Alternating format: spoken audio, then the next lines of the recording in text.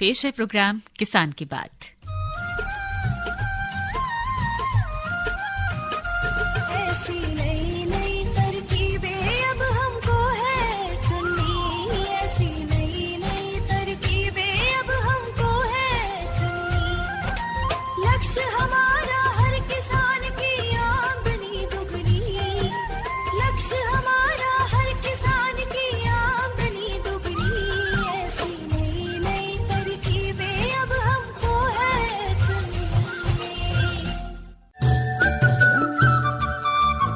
इस कार्यक्रम के प्रायोजक है कृषि एवं किसान कल्याण मंत्रालय, भारत सरकार। प्रधानमंत्री किसान मान धन योजना। मिलेगा पेंशन का सहारा, कृषक ना होगा बेसहारा। जुड़ेगा खुशियों से नाता, कटेगा सुख से बुढ़ापा। सुरक्षित होगा अन्नदाता, सुरक्षित होगा अन्नदाता। प्रधानमंत्री किसान मान धन योजना से लघु सीमांत किसानों का भविष्य होगा सुरक्षित और 60 वर्ष की आयु से 3,000 रूपए मासिक पेंशन होगी सुनिश्चित। 55 रूपए से 200 रूपए की मासिक किश्त देकर प्रवेश कर सकते हैं 18 से 40 वर्ष तक के किसान। इस अंशदायक योजना में सरकार देगी बराबर का योगदान। सभी किसान भाई बहन इस योजना के लाभ के लिए जन सेवा केंद्र में जाएं और अपना निःशुल्क नामांकन कराएं। प्रधानमंत्री किसान मान धन योजना, अन्नदाता के परिश्रम को संबल, पेंशन से सुरक्षित उनका कर। कृषि एवं किसान कल्याण मंत्रालय, भारत सरकार द्वारा जनहित में जारी। नमस्कार किसान भाई बहनों, FM गोल्ड यानी 100.1 मेगाहर्ट्ज पर आप जुड़ चुके हैं प्रोग्राम किसान की बात से। किसान की बात शुरू करने से पहले देखिए, दिल्ली की बात करें तो मौसम थोड़ा सा बदला है, हल्का फुल्का ऐसा लग रहा है कि बारिश होने वाली है। और मौसम का हमारे किसानों पर बहुत बड़ा फर्क पड़ता है, बहुत ज्यादा। वैसे तो अभी बहुत सारी फसलें हमारी कट चुकी हैं, लेकिन हम आज जो बात करेंगे उन फसलों की बात करेंगे जो कि हमारे सीधे किचन तक पहुंचती हैं। और हम बात कर रहे हैं, कहीं ना कहीं इशारा कर रहे हैं रजनीश, क्योंकि आज मेरे साथ रजनीश भी जुड़े हैं, तो उनसे पहले परिचय करा दूं। जी सुषमा, बहुत बहुत धन्यवाद। और देखिए, हम इस किसान की बात इसलिए करते हैं कि हम उनको जो भी हमारे नए अनुसंधान हो रहे हैं कृषि क्षेत्र में, उनको सीधे हमें उन वैज्ञानिकों से जोड़ पाएं जो इस क्षेत्र में अनुसंधान कर रहे हैं। और जैसा कि आपने कहा कि देखिए, आपकी भोजन की थाली में जो कहते हैं ना कि दाल बहुत महत्वपूर्ण आहार होता है और पोषक तत्व भी होता है। और मुझे लगता है कि कोई भी थाली बिना दाल के पूरी नहीं होती, अधूरी रहती है। तो बहुत जरूरी है कि हम उस पर बात करें कि आखिर हम उसके लिए क्या कर सकते हैं। अपना उत्पादन, जो हमारे किसान भाई बहन है, किस तरह से उसका उत्पादन बढ़ा सकते हैं, क्या समसामयिक कार्य कर सकते हैं। और इन्हीं जो आज का विषय है, ग्रीष्मकालीन मूंग व उड़द में समसामयिक कार्य, और इस विषय पे हमारे साथ स्टूडियो में हमारे साथ उपस्थित है डॉक्टर YS शिवे, जो कि प्रधान वैज्ञानिक है सस्य विज्ञान संभाग यानी कि एग्रोनॉमी के संभाग में वो कार्यरत हैं, और भारतीय कृषि अनुसंधान संस्थान पूसा नई दिल्ली से हैं। तो डॉक्टर साहब, शिवे सर, हमारा बहुत बहुत स्वागत है आपका। धन्यवाद धन्यवाद जी। और आज हम बात करेंगे डॉक्टर साहब उड़द और मूंग की दाल की, क्योंकि ग्रीन जो मूंग की दाल होती है उसमें बहुत सारे पोषक तत्व होते हैं, जैसा कि रजनीश ने भी बताया। विटामिन B, C, पोटेशियम होता है, कैल्शियम होता है, मैग्नीशियम, कॉपर, फाइबर की तो प्रचुर मात्रा में इसमें फाइबर्स भी पाए जाते हैं। वहीं सेहत के लिए बहुत फायदेमंद है दोनों ही दालें। हाँ, देखिए, मैं ये बताना चाहूंगा, मूंग की दाल ही नहीं, मूंग की मंगोड़ियां भी बनती हैं। जी, इनके यूजेस बहुत सारे हैं, बहुत सारे यूजेज हैं। हाँ, ऐसा नहीं है कि अब देखिए, सबसे बड़ी बात यह है, मूंग की जो दाल है विशेषकर तो भी कोई बीमार व्यक्ति होता है उसको दी जाती है ज्यादा अच्छा, क्योंकि ज्यादा आसानी से डाइजेस्टिव हो जाती है। इसकी पाचन तंत्र जिनका खराब हो, उन्हें मूंग की दाल खानी चाहिए। खाने वाले तो अच्छा खाते ही हैं, इसके साथ साथ जो है मिट्टी के लिए भी उर्वरता शक्ति बढ़ाने के लिए उपयोग में लाई जाती है। जी, उत्पादन तो है ही, इससे मूंग की दाल घरों तक पहुंचती है, लेकिन इससे उर्वरकता बढ़ती है, मिट्टी की उर्वरता शक्ति भी बढ़ती है। ये भी देखिए कितनी फायदेमंद बात। तो सुषमा, इस विषय पे अगर जो हमारे किसान भाई बहन हैं जो भी इस कार्यक्रम को सुन रहे हैं, जो कि विषय हमारा ग्रीष्मकालीन मूंग व उड़द में समसामयिक कार्य, यदि उनकी कोई भी जानकारी लेना चाहते हैं, कोई क्वेरी है, तो वो हमें सीधे फोन करके सीधे डॉक्टर साहब से उसका हल ले सकते हैं। और हमारा फोन नंबर है 011, ये STD कोड है, और फोन नंबर है 23421081। मैं नंबर फिर से दोहरा देता हूं, 23421081। 081। तो इस पे वो फोन करके सीधा जो भी अपनी समस्या का समाधान डॉक्टर साहब से ले सकते हैं। हाँ, दिल्ली से अगर बाहर से कॉल कर रहे हैं तो 011 STD कोड लगाना मत भूलिएगा। तो नंबर एक बार फिर से दोहरा देती हूँ, 23421081। तो आपके फोन का इंतजार है। इससे पहले कि आप हमें कॉल करें, हम डॉक्टर साहब से आपका परिचय तो करा ही चुके हैं। तो पहला प्रश्न हमारा जो यही होगा, क्योंकि इस समय हमारी मूंग और उड़द की जो है फसल खेतों में खड़ी हुई है। हम समसामयिक कार्य पर भी बात करेंगे, लेकिन एक चीज जो मेरे जहन में आ रही थी कि बहुत से किसान ऐसे हैं जो चाहते हैं कि मूंग और उड़द बो दिए जाएं, क्योंकि इस समय मई के महीने में जैसा कि पता चला कि अरहर और कपास की खेती की बिजाई होती है। तो क्या उसके साथ साथ ऐसा हो सकता है कि जैसे सह फसली के तौर पर हम मूंग और उड़द भी बीच में उगा सकें, क्योंकि कपास और अरहर तो बहुत देरी से पैदावार उसकी होती है। तो क्या ये संभव है? हाँ, बिल्कुल ये संभव है। जो किसान भाई बहन जो हैं कपास और अरहर की खेती करना चाहते हैं, क्योंकि उनकी ग्रोथ जो बड़ी स्लो होती है। हाँ जी। तो शुरू में यदि हम मूंग और उड़द जो है उन अरहर और कपास की 2 लाइनों के बीच में लगाएंगे तो हमको जो है मूंग और उड़द की अच्छी पैदावार मिल जाएगी। तो लगभग जो है जब ये जो हमारी जल्दी पक के तैयार हो जाती है, और जब वो उसकी ग्रोथ बढ़ेगी तो उस समय कट के तैयार हो जाएगी। तो सही समय है। यदि किसान भाई इस समय जो है कपास या अरहर को बिजाई करना चाहते हैं तो सह फसली खेती मूंग और उड़द की जा सकती है। इसके साथ साथ क्योंकि जायद की मूंग जो है लगभग 15 फरवरी से शुरू हो जाती है बिजाई, और फिर जो हम स्प्रिंग कहते हैं जिसको हम, और फिर समर की मूंग आती है। तो समर की मूंग गेहूं काटने के बाद में तुरंत लगाते हैं तो लगभग लग चुकी है। लेकिन अभी यदि किसान भाई बहन लगाना चाहते हैं मूंग उड़द को, तो हरी खाद के रूप में भी लगा सकते हैं, क्योंकि इसकी हरी खाद बहुत अच्छी होती है। जब तक जो हम दूसरी फसल लगाएंगे, चाहे हम मक्का लगाएं, चाहे हम बाजरा लगाएं, चाहे हम ज्वार लगाएं, चाहे धान लगाएं, तो उससे पहले जो है इसकी हरी खाद के रूप में भी उपयोग किया जा सकता है। इसके 2 फायदे हैं, एक तो बायोमास भी मिलेगा, और ये वातावरण की जो है नाइट्रोजन को इकट्ठा अपनी जड़ों के अंदर करती है। तो जो अगली वाली हमारी मेन जो मुख्य फसल होगी खरीफ की, उसमें हमें कम पोषक तत्व देने की जरूरत पड़ेगी। डॉक्टर साहब, जिनकी जो फसल अभी जो खड़ी है जब मूंग और उड़द की, तो उसमें सिंचाई प्रबंधन के लिए क्या विशेष सावधानियां? हम सिंचाई पर भी आएंगे, लेकिन इससे पहले हमारे पास एक कॉलर आ चुके हैं। देखिए, प्रोग्राम शुरू होते ही एक कॉलर है और उनके समसामयिक कार्य पर ही चर्चा हो रही है, लेकिन अभी वो ये जानना चाह रहे हैं कि उनके फसल खड़ी हुई है और कुछ प्रॉब्लम आ रही है कि काला काला कुछ पत्तों पर आ गया है। कौन है हमारे साथ? हेलो जी, डॉक्टर साहब नमस्कार। नमस्कार जी, नमस्कार जी। मैं ब्रह्मदेव बोल रहा हूँ, दरभंगा बिहार से। हाँ जी, हाँ जी, हाँ जी, बताएं ब्रह्मदेव जी। मूंग का जो पत्ते हैं ना मेरे, उसमें छेदा छेदा सा हो गया, और जो फूलों के बीच में काला काला सा कई जगह हो गया। इसके लिए क्या करना पड़ेगा? हाँ, देखिए, आपकी जो काले काले से धब्बे बता रहे हैं, और ये बता रहे हैं कि आपके मूंग में जो फूल बन रहे हैं वो ढंग से नहीं बन रहे हैं। तो उसमें 2 संभावनाएं हो सकती हैं। एक तो हमारा पीत चितेरी विषाणु जो रोग होता है वो आने की संभावना होती है, जिसको हम येलो मोजेक वायरस के नाम से भी जानते हैं। और दूसरा पाउडरी मिल्ड्यू आता है।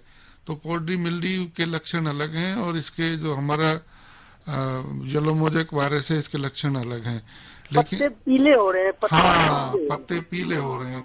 तो इसमें जो है बिल्कुल ये पीत चितेरी विषाणु रोग है, जिसको हम येलो मोजेक वायरस के नाम से जानते हैं। और ये सफेद मक्खी के द्वारा फैलता है। सफेद मक्खी दवाई कौन सा डालें? हाँ, देखिए, इसके लिए जो हमको सफेद मक्खी को नियंत्रण करना होगा, इसके लिए जो इमिडाक्लोपिड दवाई आती है, इमिडाक्लोपिड की जो 1 मिलीलीटर दवा 3 लीटर पानी में घोल बना के छिड़काव करेंगे।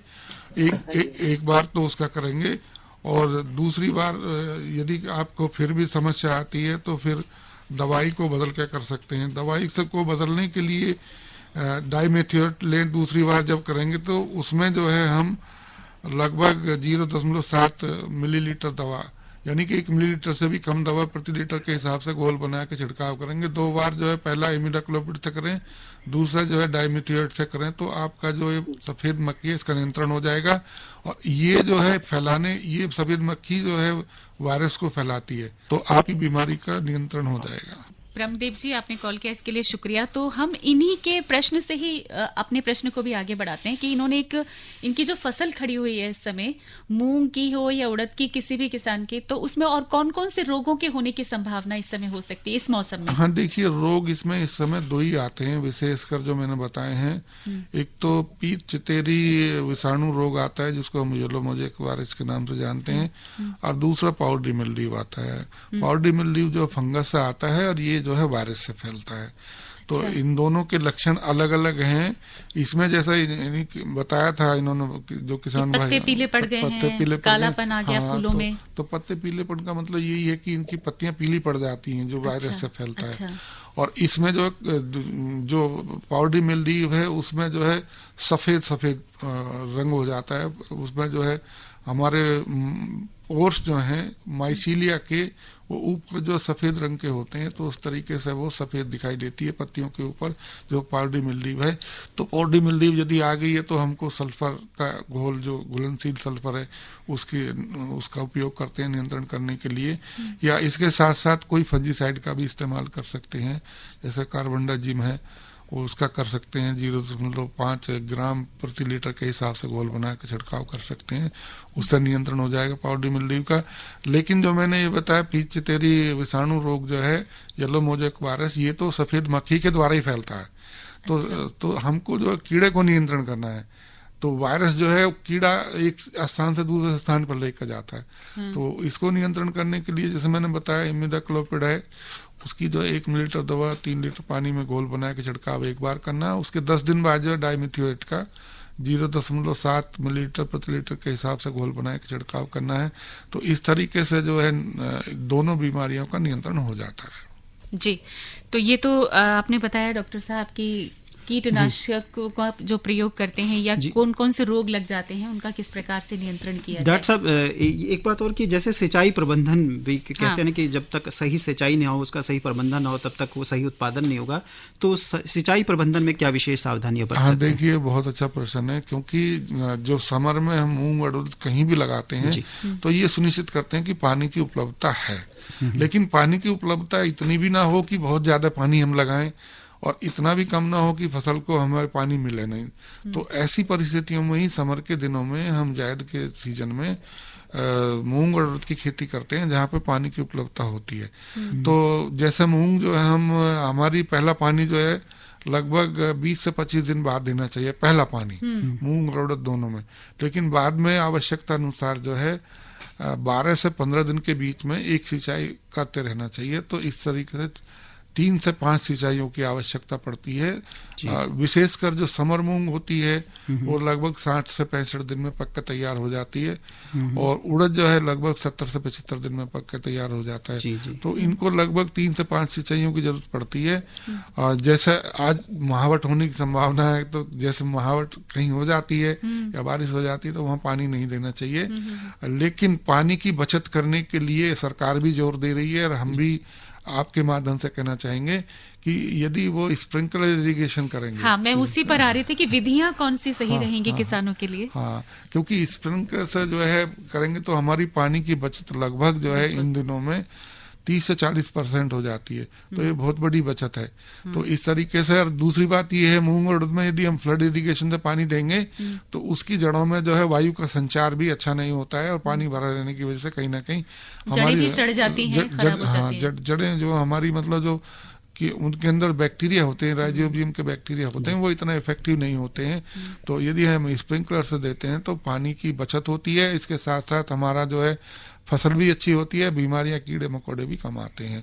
तो किसानों को जरूर जो है स्प्रिंकलर इरिगेशन पद्धति अपनानी चाहिए अपनी फसल उगाने के लिए, विशेषकर गर्मी के दिनों में। डॉक्टर साहब, एक बात और, यदि कहीं फसल के अंदर जो मूंग और उड़द है उसमें पोषक तत्व की कहीं कोई कमी रह जाती है या बढ़वार में कमी आती है, तो हम क्या कर सकते हैं? मतलब खाद या पोषक तत्वों का प्रबंधन? हाँ, देखिए, ऐसा है, वैसे तो मृदा परीक्षण के आधार पर ही हम पोषक तत्व प्रबंधन का बताते हैं कि मृदा परीक्षण कराने के बाद में ही देना चाहिए। लेकिन मूंग और उड़द की जो है हमारी रबी की फसल काटने के बाद में और खरीफ की फसल बोने से पहले ये एक विंडो पीरियड होता है, उसमें ग्रो करते हैं हम, 2 से 2.5 महीने का होता है, तो इसके अंदर जो है हमको ज्यादा पोषक तत्वों की जरूरत नहीं पड़ती है।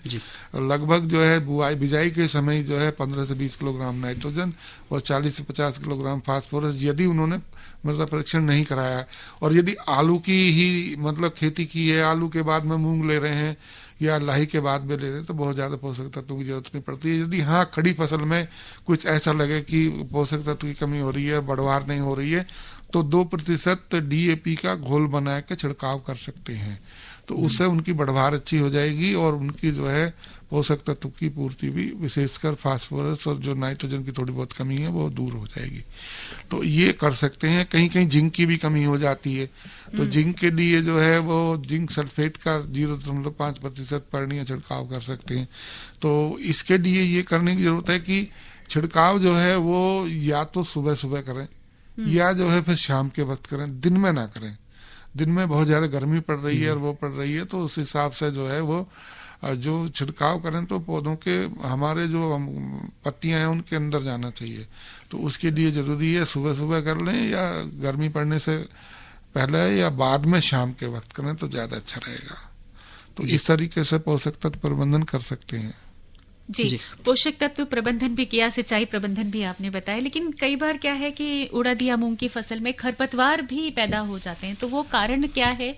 क्या इसकी रोकथाम किस तरह से करनी चाहिए? हाँ, देखिए खरपतवार जो है पोषक तत्वों के लिए कम्पीट करते हैं। हाँ। फसल के साथ साथ पानी के लिए भी करते हैं, स्पेस के लिए भी करते हैं, लाइट के लिए भी करते हैं। तो इनका नियंत्रण करना जरूरी है। और इनका नियंत्रण करने के लिए है कि जैसे हमारी फसल 20 से 25 दिन की हो जाती है, पहला पानी देते हैं। पहला पानी देने के बाद में हमको जो है खुरपी द्वारा या हैंडो द्वारा जो है निराई गुड़ाई करनी चाहिए। उसके 2 फायदे हैं, खरपतवार भी नियंत्रण हो जाता है। वैसे खरपतवार इस सीजन में खरीफ फसल की अपेक्षा कम आते हैं, लेकिन फिर भी जो भी आते हैं वो नुकसान तो करते ही हैं। तो उनके लिए जो है खुरपी से या हैंडो से जो निकालना चाहिए। और उसके 2 फायदे हो जाते हैं, खरपतवार निकल जाते हैं और दूसरे हमारे मिट्टी के अंदर जो वायु का संचार अच्छा हो जाता है। तो गुड़ाई हो जाती है। हाँ, गुड़ाई हो जाती है। तो जो जड़ों के अंदर ग्रंथियां होती हैं वो अच्छा कार्य करती हैं और नाइट्रोजन को ज्यादा मात्रा में इकट्ठा करती हैं वातावरण से। तो इसको जो जरूर करना चाहिए किसानों को, एक बार जो है निराई गुड़ाई जरूर करनी चाहिए। अच्छा, खरपतवार के अलावा डॉक्टर साहब जैसे दीमक की भी समस्या क्या इसकी कहीं फसल कहीं? में हाँ, बिल्कुल दीमक की भी कहीं कहीं समस्या आ जाती है। दीमक की समस्या वहाँ आती है जहाँ पे पानी की कमी होती है और यह जहाँ पे बहुत ज्यादा अवशेष होते हैं, तो वहां पे जो है दीमक आ जाती है। उसके लिए ये करने की जरूरत है कि पानी जब दे रहे हैं तो नक्के पे जो है क्लोरपाइरिफास का जो है ना एक ट्राइपोड बांध के और एक छेद कर देना चाहिए। जो बोतल है हमारी, तो उसका जो है क्लोरपाइरिफास दवा आती है, तो पानी के साथ जाएगा तो पूरी खेत हो जाएगा, पानी के साथ खेत के अंदर फैल जाएगा, तो हमारी दीमक का नियंत्रण हो जाएगा। तो इस तरीके से दीमक का नियंत्रण भी हम कर सकते हैं। डॉक्टर साहब, एक बात और, खासतौर से अभी जिनके खेत खाली हैं वो ग्रीष्मकालीन जुताई के लिए वो इस वक्त क्या कर सकते हैं? कैसे मतलब इस्तेमाल कर सकते हैं अपने खाली पड़े खेतों का? जो खेत खाली हैं तो उनको जो है किसान भाइयों को ये सुनिश्चित कर लेना चाहिए कि अच्छा समय है कि मिट्टी के नमूने लें और मिट्टी के नमूने लेकर उनको जो टेस्ट कराएं, मृदा परीक्षण कराएं। आजकल जो है भारत सरकार इस पर काफी जोर दे रही है और जो हमारा सॉयल हेल्थ कार्ड इशू हो रहा है जिसमें 12 हमारे पैरामीटर होते हैं, उनकी सारी जांच हो जाती है और फिर जब आप फसल लगाएंगे तो ये पता लग जाएगी आपको आपकी मिट्टी के अंदर जो कौन कौन से पोषक तत्व उपलब्ध है, कितनी मात्रा में है और हमको कितनी देने की जरूरत पड़ेगी। तो इस समय जो खेत खाली हो रहे हैं तो वो जो है नमूने लें। नमूने लेने के लिए सुनिश्चित कर लें जो जहां से नमूने लें 10-12 जगह से खेत के अंदर से नमूने लें तो 0 से और 15 सेंटीमीटर की गहराई तक नमूने लेने चाहिए। खुरपी से वी शेप का जो है वो बना लें आकार और वी शेप का बनाने के बाद में फिर जो है मिट्टी से ले सकते हैं। या आजकल ऑगर भी आते हैं, मिट्टी लेने वाले नमूने वाले यंत्र आते हैं जिसको ऑगर कहते हैं, तो उसके माध्यम से भी मिट्टी के नमूने ले सकते हैं। उनको प्रॉपरली फील्ड का नाम, किसान का नाम, कब कौन सी डेट को उन्होंने नमूना लिया और फिर उसको जो है अपनी जो soil testing laboratory district level पर वहां पर दें और अपना परीक्षण करा लें। तो इस तरीके से जो है समय अच्छा है इस समय मृदा परीक्षण के लिए। और जो किसान भाइयों के यहाँ खरपतवार बहुत ज्यादा आते हैं तो वो जो है समर प्लाविंग भी कर सकते हैं, समर की जुताई भी कर सकते हैं। उसके बहुत 2 फायदे होंगे, जो हमारे इंसेक्ट पेस्ट हैं वो खत्म हो जाएंगे, जो हार्बर करते हैं। और दूसरी बात यह है हमारे खरपतवार भी काम आएंगे। मिट्टी के अंदर जो है पानी का जो बरसात होगी तो उसका अवशोषण भी अच्छा होगा और हमारी जो है पैदावार अच्छी होगी। तो ग्रीष्मकालीन जुताई भी कर सकते हैं जहां पर आवश्यकता हो किसानों को। नर्सरी भी, जैसे कि बताया, नर्सरी भी तैयार कर सकते हैं। हाँ, इस समय जो है मतलब कुछ जैसे अभी समय आने वाला है, अभी समय आया नहीं है, थोड़ा जल्दी है, लेकिन हाँ आगे आने वाले समय में धान की नर्सरी की तैयारी भी नर्सरी कर सकते हैं। लेकिन उसके 3-4 आपको जो है देखने पड़ेंगे बातें कि पानी सिंचाई के जहाँ साधन हो वहीं लगाएं और गोबर की खाद डाल के लगाएं और ये सुनिश्चित कर लें जहाँ लगा रहे हैं उसके साथ साथ जो है कुछ पुआल वगैरह उसके ऊपर भी डाल दें ताकि उसको चिड़ियाँ वगैरह ना खाएं। तो इस चीज़ का ध्यान रखने की ज़रूरत है। लेकिन अभी थोड़ा जल्दी है नर्सरी लगाने के लिए, अभी 10-15 दिन रुकने की ज़रूरत है। अभी थोड़ा सा हम भी रुकते हैं, एक छोटा सा ब्रेक लेते हैं और फिर वापस आते हैं आप ही के पास। अरे क्या कर रहा है? इधर हम बोल रहे हैं तेरे बीजू का। उतला बोल रहा है? पक्षियों से तो हम खेत को बचा लेते हैं, पर इन घातक रसायनों से कैसे बचाएं? मतलब? देख बेटा, तू जो ये अंधाधुंध रसायन मिलाता है ना, मिट्टी की सेहत बिगड़ने लगी है और जब माटी ही कमजोर पड़ जाएगी तो उपज कैसे सेहतमंद होगी? अरे पहले ऐसा नहीं था, पूछना अपने बड़े बुजुर्गों से कैसे फसल लहलहाती थी, शुद्धता झलकती थी। हाँ, माटी भी तंदुरुस्त और लोग भी। अब पहली वाली बात कहाँ? पर अब तो सब यही डाले हैं। सब नहीं, आज भी लाखों जागरूक किसान परंपरागत विधि से फसल उगा रहे हैं, खर्चा कम और उपज की कीमत भी बेहतर पा रहे हैं। सच है? रे बेटे, एक्सपीरियंस से बता रहे हैं, धूप में बाल सफेद नहीं किए हैं। हाँ। ठीक है भाई, मैं भी आज से जैविक खेती शुरू करूंगा। माटी से प्रेम की परंपरा है, परंपरागत खेती। ब्रेक के बाद स्वागत है आप सभी किसान भाई बहनों का। और देखिए, दिल्ली की बात की थी मैंने, मौसम की बात की थी कि मौसम थोड़ा सा बदल गया है। तो रजनीश, इससे पहले कि डॉक्टर साहब से कुछ और प्रश्न करें, हमारे कॉलर्स भी हमसे पूछें कॉल करके, हम एक मौसम की जानकारी जरूर दे देते हैं अपने श्रोताओं को। आए हैं लेकर मौसम अनुमान, सुन लो भैया देकर ध्यान। अगले 24 घंटों के दौरान मौसम की संभावित गतिविधि इस प्रकार से होगी। अगले 2 से 3 दिनों के लिए अंडमान और निकोबार द्वीप समूह में मध्यम से भारी बारिश के साथ 1-2 स्थानों पर बहुत भारी वर्षा होने की संभावना जताई जा रही है। दक्षिण अंडमान सागर और दक्षिण पूर्व बंगाल की खाड़ी के आसपास के जो हिस्से हैं वहां समुद्र की स्थिति के खराब से बहुत खराब होने की भी संभावना जताई जा रही है। और ये भी कहा जा रहा है कि समुद्र में ऊंची लहरें भी उठ सकती हैं और तेज हवाएं भी चल सकती हैं। पूर्वोत्तर भारत की बात करें तो यहां पर उप हिमालय पश्चिम बंगाल, ओडिशा के सिक्किम भाग और तमिलनाडु में केरल के अलग अलग हिस्से, यहां पर हल्की से मध्यम बारिश की संभावना जताई जा रही है। और उत्तरी भारत की बात करें तो जम्मू कश्मीर और हिमाचल प्रदेश, उत्तराखंड, पूर्वी उत्तर प्रदेश और यहां पर झारखंड, छत्तीसगढ़ के कुछ एक हिस्से, आंतरिक कर्नाटक, रायलसीमा, तटीय कर्नाटक और तेलंगाना जो है राज्य, यहां पर 1-2 हिस्सों में हल्की से मध्यम बारिश के आसार जताए जा रहे हैं। पंजाब, हरियाणा, उत्तरी राजस्थान, दिल्ली और पश्चिमी उत्तर प्रदेश के कुछ एक हिस्सों में धूल भरी आंधी चलने के भी आसार हैं। और साथ ही साथ ये भी बताया जा रहा है कि राजधानी दिल्ली में हल्की बौछारें भी पड़ सकती हैं गरज के साथ। तो रजनीश, ये थी हमारी मौसम की जानकारी। और अब हम अपने किसान भाई बहनों को फल और सब्जियों के भी दाम बता दें कि इस समय तो आपने बहुत अच्छी खबर दी कि आज थोड़ी दिल्ली में थोड़ी राहत मिल सकती है। हाँ, थोड़ी बारिश आ सकती है जिसका हम सबको इंतजार है। बिल्कुल, तो चलिए जानकारी लेते हैं फल और सब्जियों की। आओ करें अब मंडी की चर्चा, फल सब्जी पर कितना खर्चा।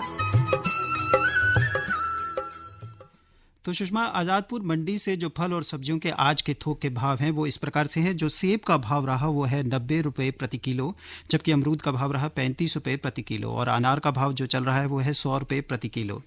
जो केला जो बिक रहा है वो है 18 रुपये प्रति किलो, जबकि आम का भाव है 70 रुपये प्रति किलो। और सब्जियों की बात करें तो जो प्याज का भाव है वो है 14 रुपये प्रति किलो, बैंगन 30 रुपये प्रति किलो बिक रहा है, जबकि गोभी 70 रुपये प्रति किलो है और लौकी जिसे घिया भी कहते हैं वह 14 रुपये प्रति किलो है और कद्दू का जो भाव है वो है 14 रुपये प्रति किलो। जी, तो ये थी हमारे बाजार भाव की किस प्रकार से वो हैं जी दाम। और डॉक्टर साहब, मैं एक बात और जानना चाह रहा था कि अभी इस वक्त जो समसामयिक जैसे कार्यों के बारे बात हो चल रही थी, तो क्या हम ढेंचा भी लगा सकते हैं? हाँ, देखिए, ढेंचा या सनई या काउपी हम लगा सकते हैं जी। उसके लिए हरी खाद के रूप में उपयोग कर सकते हैं। ये बहुत जरूरी है कि यदि किसान भाई अच्छी पैदावार लेना चाहते हैं और उर्वरकों का कम इस्तेमाल करना चाहते हैं और मिट्टी की उर्वरता शक्ति बढ़ाना चाहते हैं, तो हरी खाद जो जरूर लगाएं। जी। और हरी खाद के लिए ढैंचा बहुत ही अच्छा विकल्प है उनके पास में, और ये सही समय चल रहा है। इस समय जैसे खेत खाली हो रहे हैं तो लगा सकते हैं ढैंचे को।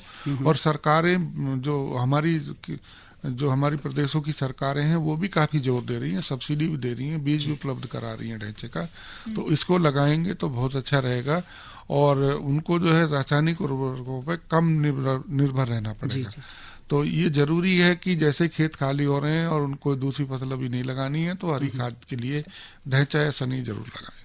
तो डॉक्टर साहब, जैसे आपने बताया कि किसान को इस दिशा में सब्सिडी भी मिल रही है सरकार की तरफ से, बहुत सारा ऐसा प्रोत्साहन दिया जा रहा है, तो अगर किसी किसान को वो ये सब्सिडी लेना चाहता है या इस तरह की मदद लेना चाहता है सरकार से, तो वो किस तरह से आगे बढ़ सकता है या सरकार के पास पहुंच सकता है? हाँ, देखिए, हर एक एग्रीकल्चर डिपार्टमेंट में डेवलपमेंटल ऑफिसर हैं, वो कृषि अधिकारी होते हैं। तो जगह जगह जो ब्लॉक में भी होते हैं और डिस्ट्रिक्ट लेवल पर भी होते हैं, तो वो अपने ब्लॉक से जो भी किसानों के ब्लॉक के संबंधित कृषि अधिकारी उनसे जाकर संपर्क करेंगे तो वहां से जो है उनको इस संबंध में जानकारी मिल जाएगी।